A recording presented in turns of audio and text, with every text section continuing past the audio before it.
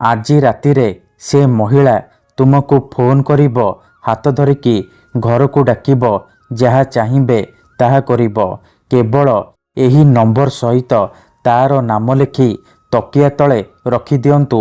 Guarantee ଦେଉଛି ସୁନ୍ଦରୀରୁ ସୁନ୍ଦରୀ ଝିଅ ବା ପଡ଼ିଶା ଘର ସୁନ୍ଦରୀ ଭାଉଜ ନିଜେ ତୁମ ପାଖକୁ ଆସିବା ପାଇଁ ବାଧ୍ୟ ହେବ। ଯାହା ଚାହିଁବେ ତାହା କରିବ। ହଁ ଫ୍ରେଣ୍ଡସ୍, ଆଜିର ଏହି ଭିଡ଼ିଓଟିରେ ମୁଁ ଆପଣଙ୍କୁ ଶିଖେଇବି ଏମିତି ଏକ ମହାଶକ୍ତିଶାଳୀ ବଶୀକରଣ ନମ୍ବର। ଏହି ନମ୍ବର ସହିତ ଆପଣ ଯେଉଁ ଝିଅ ବା ମହିଳାର ନାମ ଲେଖି ତକିଆ ତଳେ ରଖିଦେବେ, ସିଏ ସେହି ସମୟଠାରୁ ଆପଣଙ୍କ ଆଡ଼କୁ ଆକର୍ଷିତ ହେବାକୁ ଲାଗିବ। ପାଗଳି ପରି ଆପଣଙ୍କୁ ଭଲ ପାଇବାକୁ ଲାଗିବ। ଏହି ବଶୀକରଣ କରିବା ପାଇଁ ଆପଣଙ୍କୁ କୌଣସି ପ୍ରକାର ମନ୍ତ୍ରତନ୍ତ୍ର କରିବାକୁ ପଡ଼ିବନି କିମ୍ବା କିଛି ବି ପଇସା ଖର୍ଚ୍ଚ କରିବାକୁ ପଡ଼ିବନି। କେବଳ ମୁଁ ଆପଣଙ୍କୁ କିଛି ନମ୍ବର ଶିଖେଇବି। ଆପଣ ସେହି ନମ୍ବର ସହିତ ଆପଣ ଭଲ ପାଉଥିବା ଝିଅର ବା ସୁନ୍ଦରୀ ଭାଉଜର ନାମ ଲେଖି ତକିଆ ତଳେ ରଖିଦେବେ। ଗ୍ୟାରେଣ୍ଟି ଦେଉଛି ଯେମିତି ଆପଣ ଏପଟେ ଏହି ବଶୀକରଣ କରିବେ, ସେପଟେ ସିଏ ଆପଣଙ୍କ ଆଡ଼କୁ ଆକର୍ଷିତ ହେବାକୁ ଲାଗିବ। ପାଗଳି ପରି ଆପଣଙ୍କୁ ଭଲ ପାଇବାକୁ ଲାଗିବ। ନମସ୍କାର ଫ୍ରେଣ୍ଡସ୍, ଓଡ଼ିଆ ଫଣ୍ଡା ଚ୍ୟାନେଲକୁ ଆପଣମାନଙ୍କୁ ସ୍ୱାଗତ। ଯଦି ଆପଣ ନିଜ ପସନ୍ଦର କେଉଁ ବି ଝିଅକୁ ପଟେଇବାକୁ ଚାହୁଁଛନ୍ତି, ପଡ଼ିଶା ଘର ସୁନ୍ଦରୀ ଭାଉଜ ଆଡ଼କୁ ଆକର୍ଷିତ ହେଉଛନ୍ତି, କିନ୍ତୁ ଯେତେ ଚେଷ୍ଟା କଲେ ମଧ୍ୟ ତାକୁ ପଟେଇ ପାରୁନାହାନ୍ତି, ତାକୁ ନିଜର ମନ କଥା କହିପାରୁନାହାନ୍ତି, ଆଉ ଆପଣ ଚାହୁଁଛନ୍ତି କି ସିଏ ନିଜେ ଆସି ଆପଣଙ୍କୁ ଭଲ ପାଉଛି ବୋଲି କହୁ, ଆପଣଙ୍କର ସବୁ ଇଚ୍ଛା ପୂରଣ କରୁ, ତେବେ ଆଜିର ଏହି ବଶୀକରଣ ଭିଡ଼ିଓଟି ଆପଣଙ୍କର କାମରେ ଆସିବ। କାରଣ ଆଜିର ଏହି ଭିଡ଼ିଓଟିରେ ମୁଁ ଆପଣଙ୍କ ପାଇଁ ଆମର ତନ୍ତ୍ରଶାସ୍ତ୍ରରୁ ନେଇ ଆସିଛି ନାରୀ ମୋହିନୀ ବଶୀକରଣ ବିଦ୍ୟା, ଝିଅ ପଟେଇବା ପାଇଁ ବଶୀକରଣ ବିଦ୍ୟା, ଯାହାର ପ୍ରୟୋଗରେ ଆପଣ କେଉଁ ବି କୁଆଁରୀ ଝିଅ ବା ବିବାହିତା ମହିଳାକୁ ମୁହୂର୍ତ୍ତକ ଭିତରେ ନିଜ ବଶରେ କରିପାରିବେ। ବିବାହିତା ମହିଳାଠାରୁ ନିଜର ମନ ମୁତାବକ କାମ ହାସଲ କରିପାରିବେ। ତେଣୁ ମୋର ଆପଣମାନଙ୍କୁ ଅନୁରୋଧ କି ମନରେ କୌଣସି ଖରାପ ଉଦ୍ଦେଶ୍ୟ କିମ୍ବା କୌଣସି ଖରାପ କାମ ପାଇଁ ଆପଣ ଏହି ମନ୍ତ୍ରକୁ ପାଠ କରିବେନି। କାହିଁକି ନା ଏହି ବଶୀକରଣର କୌଣସି ପ୍ରକାର କାଟ ନାହିଁ।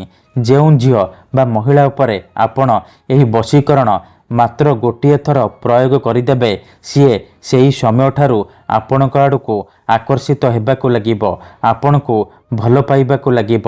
ଆପଣଙ୍କୁ ନ ଦେଖି ଗୋଟେ ମୁହୂର୍ତ୍ତ ବି ରହିପାରିବନି।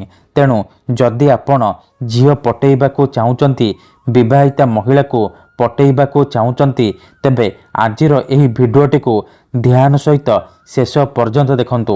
ଅଧାରୁ ଛାଡ଼ିକି ପଳେଇଲେ କିମ୍ବା କାଟି କାଟି ଦେଖିଲେ ଆପଣ କିଛି ବି ବୁଝିପାରିବେନି।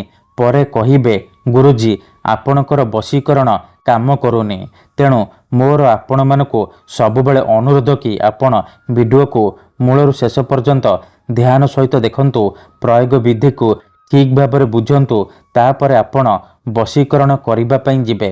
କାହିଁକି ନା ଏହି ବଶୀକରଣ ସାହାଯ୍ୟରେ ହଜାର ହଜାର ଲୋକମାନେ ଲାଭବାନ ହେଇଛନ୍ତି। ବର୍ଷ ବର୍ଷ ଧରି ଭାଙ୍ଗି ଯାଇଥିବା ପୁରୁଣା ପ୍ରେମକୁ ଫେରାଇ ଆଣିପାରିଛନ୍ତି। ଶାଶୁ, ନଣନ୍ଦ, ଦିଅର, ଭାଉଜ କାହାକୁ ବି ନିଜ ବଶରେ କରି ତାଠାରୁ ନିଜର ମନ ମୁତାବକ କାମ ହାସଲ କରିପାରିଛନ୍ତି। କେବଳ ଆପଣଙ୍କୁ କ'ଣ କରିବାକୁ ପଡ଼ିବ, ମୁଁ ଆପଣଙ୍କୁ କିଛି ନମ୍ବର କହିବି। ଆପଣ ସେହି ନମ୍ବର ସହିତ ଯେଉଁ ଝିଅକୁ ଭଲ ପାଉଛନ୍ତି ବା ଯାହାକୁ ବଶରେ କରିବାକୁ ଚାହୁଁଛନ୍ତି, ତାର ନାମ ଲେଖି ତକିଆ ତଳେ ରଖିଦେବେ। ତାପରେ ଦେଖିବେ ଚମତ୍କାର। ଯେଉଁ ଝିଅ ଆପଣଙ୍କୁ ଭାव ଦେଉନଥିଲା, ସେ ଝିଅ ନିଜେ ଆସିବ, ଆପଣଙ୍କ ସହିତ କଥା ହେବ, ଆପଣଙ୍କୁ ଭଲ ପାଉଛି ବୋଲି କହିବ, ଆପଣଙ୍କୁ ଛାଡ଼ି ରହିପାରିବନି। ଯେଉଁ ପଡ଼ିଶା ଘର ଭାଉଜ ଆପଣଙ୍କୁ ଇଗ୍ନୋର କରୁଥିଲା, ସିଏ ନିଜେ ଫୋନ୍ କରିବ, ହାତ ଧରିକି ରୁମ୍କୁ ଡାକିବ, ଯାହା ଚାହିଁବେ ତାହା କରିବ।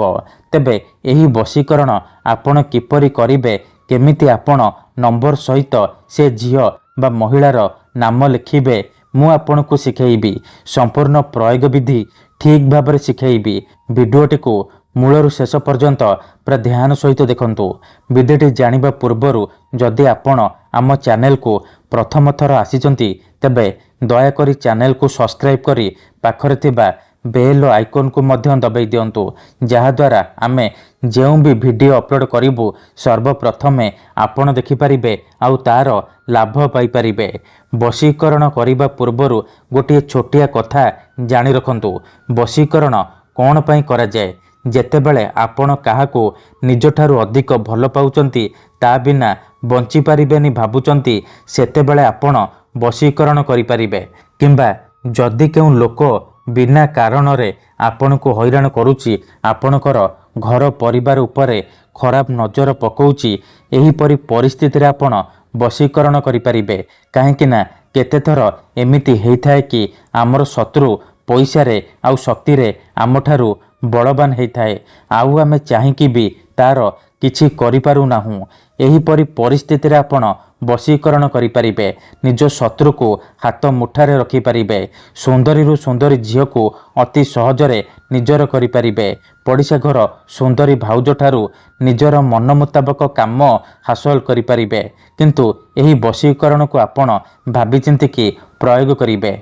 ठीक अछि, तेबे चलंतु जानिबा एही वशीकरण आपण किपरि करिबे। मने रखंतु एही वशीकरण करिबा पई आपणको कोनोसी प्रकार सामग्रीर आवश्यक नाही किंबा किछि भी पैसा खर्च करने को पड़बनी।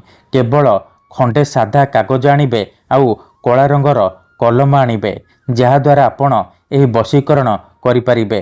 प्रथमे आपण कौन करिबे, खंडे साधा कागज आउ कला कलम आनी सारिबा परे भल भाबरे हाथ गोड़ धोईकी सफा वस्त्र पिंधिकी आपण एही वशीकरण आरंभ करिबे।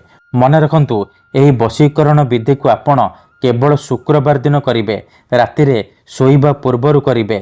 ठीक अछि, निजर शोइबा घरे आपण एही वशीकरण करिबे।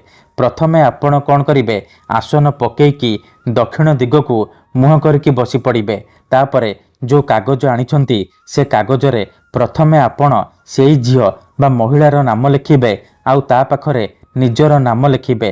देखंतु मनेकर आपण जेउ झियो बा नारी को बसरे करने को चाहूचंती तार नाम हेउची दीपा, आपणकर नाम राजा, तेबे आपण प्रथमे लिखिबे दीपा, ता पाखरे लिखिबे राजा। नाम लिखि सारिबा परे ता तळे आपण तीनोटी नंबर लिखिबे 786, एही तीनोटी नंबर लिखिबे। लिखि सारिबा परे ता तळे आपण गोटिए मुस्लिम वशीकरण मंत्र लिखिबे, या अल्लाह लाएला रफियो, एही मंत्र को लिखिबे। लिखि सारिबा परे से कागज को भल भाबरे मोड़िकी डाहाण हाथरे मुठेइकी धरिबे आउ आखि बंद करिकी सेई झियो बा महिला को मने मने भाबिबे। तार मुह को निज मनरे भाबिबे। तापरे एही मुस्लिम मंत्र को 7 थर पढ़िबे, या अल्लाह लाएला रफियो, या अल्लाह लाएला रफियो। एहीपरि मंत्र को 7 थर पढ़िबे। 7 थर मंत्र पढ़ी सारिबा परे मुठा खोलिबे आउ से कागज रे गोटे थर फुंकी देबे। एतिकी करि सारिबा परे से कागज को निजर शोइबा तकिया तळे रखिकी शोई पड़िबे। ग्यारंटी देउची जे पर्यंत आपणको तकिया तळे से कागज थिबो से झियो हेउ बा विवाहिता महिला आपणकर बसरे रहिबो, आपणकर सबु कथा मानिबो। धन्यवाद।